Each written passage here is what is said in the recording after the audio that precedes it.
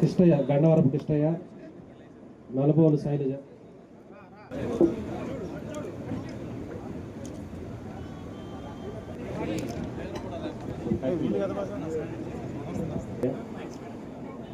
చిన్నరావుడయ్య, మల్లికార్జున. చాలా బాగా మాట్లాడారు.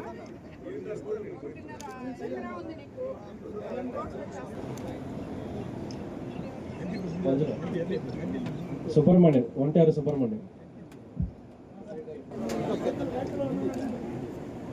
కార్యక్రమం అయిపోయిన తర్వాత రాజముద్రతో ఉన్నటువంటి పట్టాదారు పాస్ పుస్తకాల అధికారంలోకి వచ్చి 2 సంవత్సరాలు పూర్తయింది.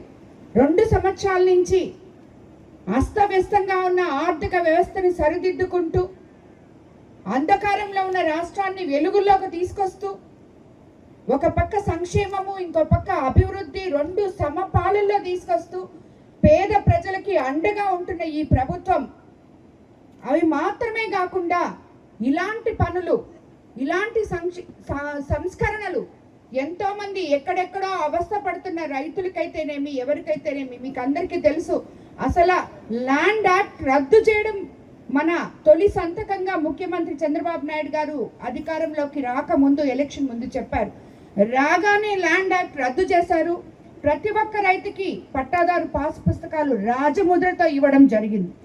అలాగా అందరూ పట్టాదారు పాస్ పుస్తకాలు తీసుకుంటుంటే ఎన్నో గ్రామాల్లో ఇలాంటి రైతులు ఎంతో మంది సంక్షేమ పథకాలు అందక పేద రైతులు ఎంతో మంది బాధపడుతుంటే ఈరోజు వాళ్ళకి ఈ పట్టాదారు పాస్ పుస్తకాలు అందివ్వడం నిజంగా దీనికి మనకి సహకరించిన ప్రతి ఒక్క అధికారులకి, అలాగే మీ స్థానిక నాయకుడైన అశోక్ అన్నకి మీరందరూ కూడా ధన్యవాదాలు తెలుపుకోవాలి. ఎందుకంటే పదే పదే నా దగ్గరికి ఈ సమస్య, ఒక నాయకుడు ఒక ఊర్లో ఉన్నప్పుడు ప్రజల సమస్యను తీసుకొచ్చి ఈ ఊర్లో ఈ సమస్య ఉందమ్మా, ఈ సమస్య ఎలా అన్నా చెయ్యాలి, అప్పుడే మా ఊరు గ్రామస్తులు సంతోషంగా ఉంటారు అని చెప్పి గ్రామస్తుల కోసం పనిచేసే ఇటువంటి నాయకులు ఉన్నంత వరకు కూడా గ్రామాలు అభివృద్ధిలోకి వెళ్తాయని చెప్పి నేను తెలియజేసుకుంటున్నాను.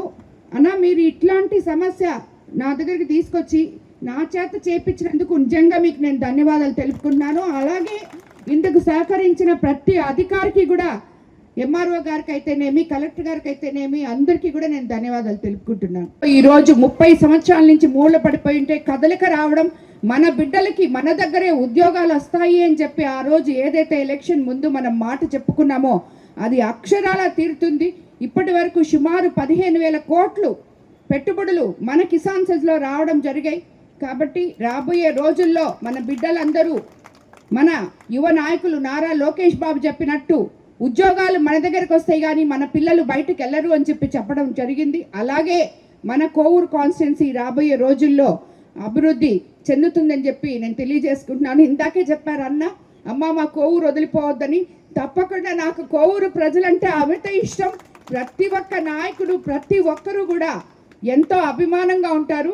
నేను మీ దగ్గర నుంచి ఆశించేది ఆ అభిమానం ఒక్కటే. కాబట్టి మీకు కావాల్సిన పనులు చేస్తాను. మీ అభిమానమే నాకు, నన్ను ఒక బిడ్డలాగా ఆదరించింది కోవూరు కాన్స్టిట్యున్సీ. కాబట్టి తప్పకుండా కోవూరులోనే ఉండడానికి ప్రయత్నం చేస్తానన్నా, మీ కోరిక వీరకు